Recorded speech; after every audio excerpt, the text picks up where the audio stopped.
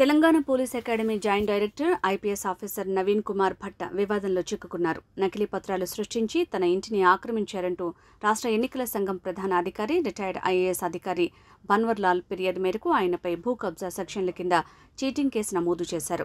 ఈ కేసులో ఐపీఎస్ అధికారి నవీన్ కుమార్ భట్ని హైదరాబాద్ నగర సిపిఎస్ పోలీసులు విచారించారు.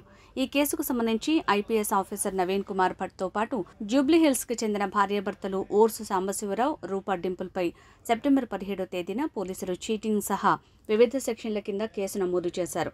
జూబ్లీహిల్స్ వాసులైన సాంబశివరావు, డింపుల్లను ఈ నెల 23న అరెస్టు చేసి రిమాండ్కు తరలించారు.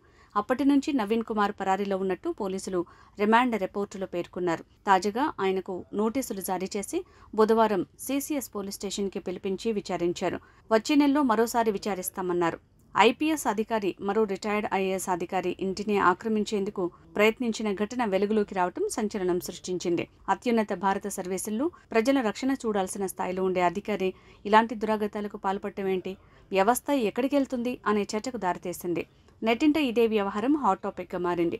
ఎవరి నవీన్ కుమార్, ఎక్కడివాడు, అసలేం జరిగిందని ఆరా తీస్తున్నారు. పోలీసుల కథనం మేరకు వెలుగులోకి వచ్చిన వివరాలు ఇప్పుడు చూద్దాం. హైదరాబాద్ జూబ్లీహిల్స్ ప్రశాసన్ నగర్ రోడ్ నెంబర్ 72లో రిటైర్డ్ ఐఏఎస్ అధికారి బన్వర్ లాల్ కు సొంతిల్లుంది. 2014లో నగరానికి చెందిన వ్యాపారి ఓర్సు సాంబశివరావు తాను ఐపీఎస్ అధికారి నవీన్ కుమార్ సోదరుడినంటూ ఈ ఇంటిని అద్దెకు మాట్లాడుకున్నారు. అద్దెకిచ్చేందుకు బన్వర్లాల్ భార్య మనీలాల్ ఓకే చెప్పడంతో 5 ఏళ్లు రెంటల్ అగ్రిమెంట్ కుదుర్చుకున్నారు. ఈ అగ్రిమెంట్ గడువు 2019లో ముగిసింది. మరోవైపు బన్వర్లాల్ 2019 జూన్లో రిటైర్ అయ్యారు. వెంటనే అధికార క్వార్టర్స్ ఖాళీ చేసి జూబ్లీహిల్స్లోని తన సొంతింటికి రావాలనుకున్నారు. తన ఇంటిని ఖాళీ చేయాలని సాంబశివరావును కోరగా పట్టించుకోలేదు.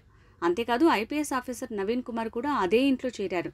2020 జనవరి నుంచి అద్దె కూడా చెల్లించడం లేదు. రిటైర్ అయ్యాక క్వార్టర్స్ ఖాళీ చేసిన బన్వర్లాల్ ఓల్డ్ అల్వాల్లోని హెచ్ఎంటీ కాలనీలో ఓ ఇంటిని అద్దెకు తీసుకుని చేరిపోయారు.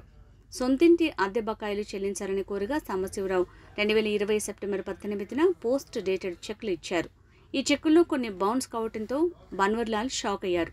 ఉద్దేశపూర్వకంగానే చేస్తున్నట్లు గ్రహించి వెంటనే కోర్టును ఆశ్రయించారు. కోర్టులో సాంబశివరావు ఐపీఎస్ అధికారి నవీన్ కుమార్ కు గట్టిగా కౌంటర్ ఇచ్చే ప్రయత్నం చేశారు. ఇంటి మరమ్మతులకు 11.30 లక్షలు ఖర్చు చేశామని, 38 లక్షల రూపాయలకు పైగా చెల్లింపులు చేశామంటూ 2020 సెప్టెంబర్లోనే సాంబశివరావు లీగల్ నోటీసులు పంపారు. నకిలీ పత్రాలు సృష్టించి మనీలాల్ సంతకాలను ఫోర్జరీ చేసి ఇంటి రెంటల్ అగ్రిమెంట్ని 20 ఏళ్లకు పెంచుకున్న రిటైర్డ్ ఐఏఎస్ అధికారి బన్వర్ లాల్ గుర్తించారు. సాంబశివరావు దంపతులకు ఐపీఎస్ ఆఫీసర్ నవీన్ కుమార్ సహకరించినట్లు నిర్ధారించుకున్నారు. ఇళ్లు ఖాళీ చేయకుండా 42 లక్షల రూపాయల అద్దె చెల్లించకపోగా తప్పుడు పత్రాలు సృష్టించి ఇబ్బందులకు గురి చేసే ప్రయత్నాలు మొదలుపెట్టడం గుర్తించిన బన్వర్లాల్ వెంటనే విషయాన్ని నగర సిపి శ్రీనివాసరెడ్డి దృష్టికి తీసుకువెళ్లారు. బన్వర్లాల్ సతీమణి మనీలాల్ ఫిర్యాదు మేరకు చీటింగ్, ఫోర్జరీ సహా 4 సెక్షన్ల కింద పోలీసులు కేసు నమోదు చేశారు. ప్రధాన నిందితుడిగా సాంబశివరావు, రెండవ నిందితుడిగా ఐపీఎస్ అధికారి నవీన్ కుమార్, మూడో నిందితురాలిగా సాంబశివరావు భార్య రూపా డింపుల్ని చేర్చారు. సాంబశివరావు, రూపా డింపుల్ని ఈ నెల 22వ తేదీన అరెస్టు చేసి నాంపల్లి కోర్టులో హాజరుపరిచారు. మరోవైపు police academy deputy director Naveen కుమార్ని బషీర్బాగ్లోని సీసీఎస్కు పిలిపించి విచారించి 42 సిఆర్పీసీ నోటీసులు ఇచ్చి పంపించారు. విచారణ అనంతరం బయటకు వచ్చిన నవీన్ కుమార్ను మీడియా చుట్టుముట్టగా ఈ విషయం న్యాయస్థానం పరిధిలో ఉంది. సివిల్ వివాదంలో పోలీసులు కేసు నమోదు చేశారు.